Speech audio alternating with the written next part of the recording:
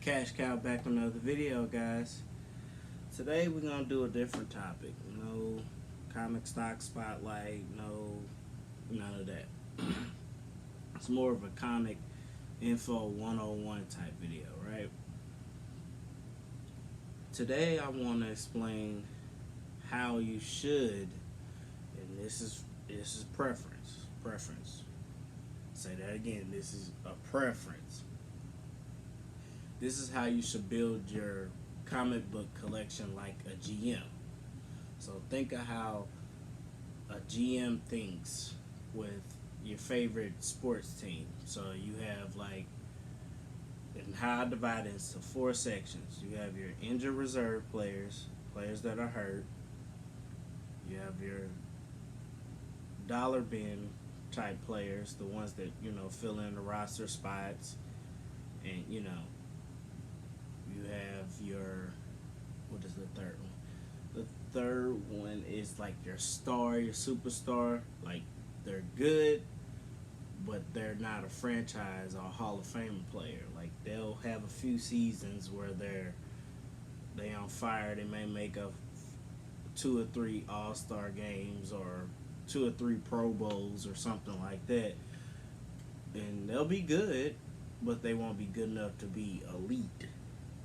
Number 4, of course, is elite. That's your franchise player. That's the comic that's hot no matter if they have a movie out or if they have a TV show. That comic has withstood the test of time and has actually gotten valuable more and more, even though they may finally be just getting put in a movie now. Like, the comic was valuable 10 years ago, 15 years ago, hell, sometimes 20 years ago. With that being said, guys, that's my 4 rungs of how I build my comic book collection like a GM. So let's start that off. Number 1. Put those different way. There we go, that's better. Number 1, got your injured reserve comics. Now remember when I said injured reserve, got X Factor number 6. Anybody that knows that's the first full appearance of Apocalypse. And the reason why I call him an injured reserve player or comic is that this comic actually took a dip and took a beating from the market with that horrible X-Men Apocalypse movie that Fox put out.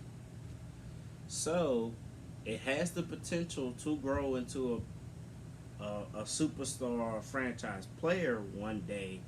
But right now, as of right now, it's just finally recovering from being beaten down by the bad movie that Fox put out with the X-Men Apocalypse crap. I ain't get started on that. This one has a lot of potential.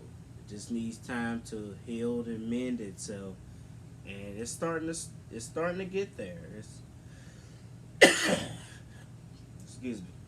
It's starting to get there. Give it some time, but I feel like and as the years continue to go on, as we get closer, as X-Men movies are finally starting to be put out, we're gonna get Apocalypse again. They're gonna distance themselves away from that garbage that Fox put out, and they're gonna actually do it the right way this time. Fingers crossed on that one. That's your injured reserve player. So they have potential, but it takes time. That's how you can get comics like that. So comics that have taken a beating, or the movie wasn't as good as they thought, or a TV show wasn't as good as they thought, and you invest in it on the dip, knowing that it has potential to be brought out for another season or another movie eventually later on down the road, so it can redeem itself. Number 2, we got your dollar bin players. These are the comics, and when I say dollar bin, don't mean it can be only worth $1. It could be like a comic that's worth $10, $15. It's a comic that is valuable, but it's not valuable enough to break the bank to get it to that superstar level. It can it get to that level? Yes. Depends on how.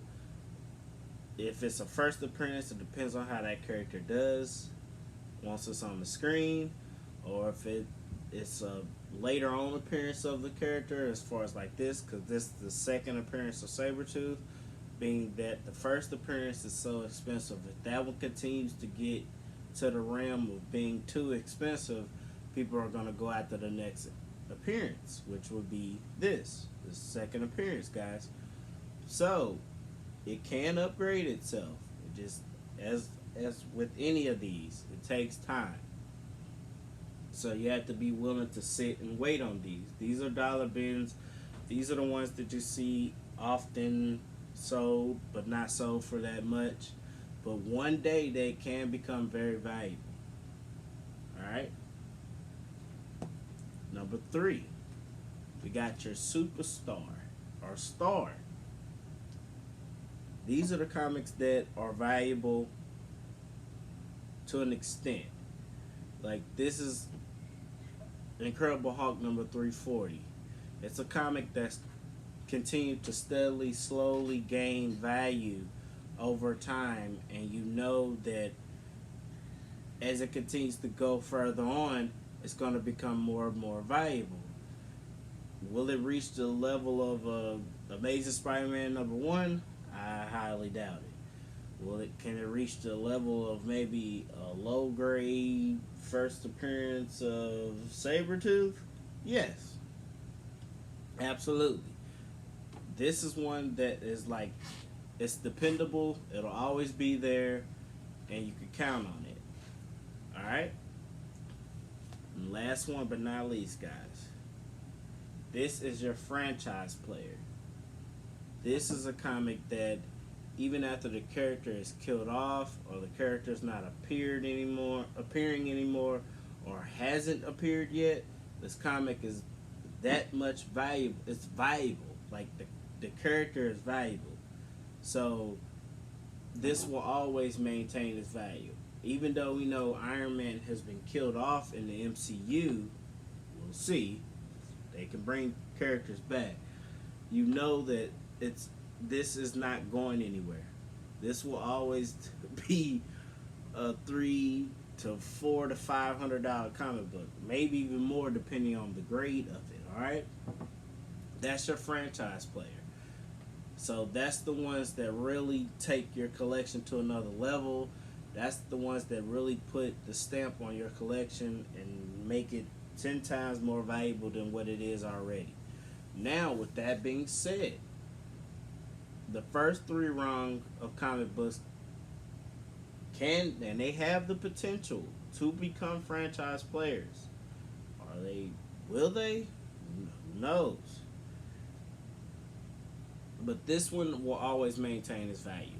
No matter if he has a movie coming out or if he's never seen again, this comic will always be valuable. We'll have dips here and there, but you're not going to be able to be like, oh, I just bought this for $10. Like, that's not going to happen. It ain't going to happen. Shoot, you know? With that being said, guys, it's Cash Cow with another video. This is how I feel like you should build your comic book collection like a GM. Put them in those 4 rungs and have fun with it. Use it like as if you were coaching a team or you're running a team, an organization, and that's how you build around it. That being said, guys, I'm out. Cash Cow. See you soon, guys.